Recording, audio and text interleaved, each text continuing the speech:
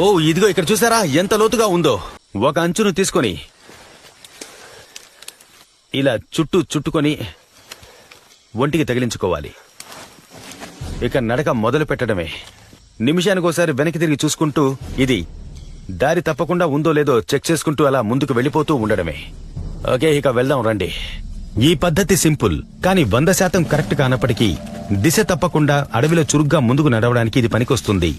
ఒకే చోట గుండ్రంగా తిరుగుతూ ఉండాల్సిన అవసరం ఉండదు.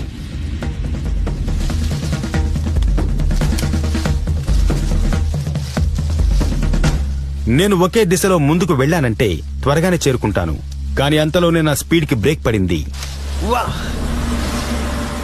ఒక లోతైన కాలువ నా దారికి అడ్డుగా ఉంది. ఓ ఇదిగో ఇక్కడ చూసారా ఎంత లోతుగా ఉందో.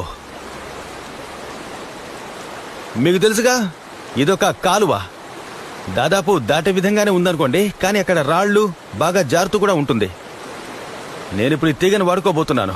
ఒక్కసారి ఇదెంత బలంగా ఉందో చెక్ చేసి చూద్దాం.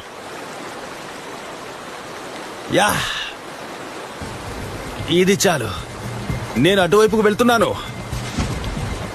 ఈ కాలువకు అటువైపు నా పికప్ పాయింట్ ఉంది, కానీ దీన్ని దాటాలి. అప్పుడే అది సాధ్యం.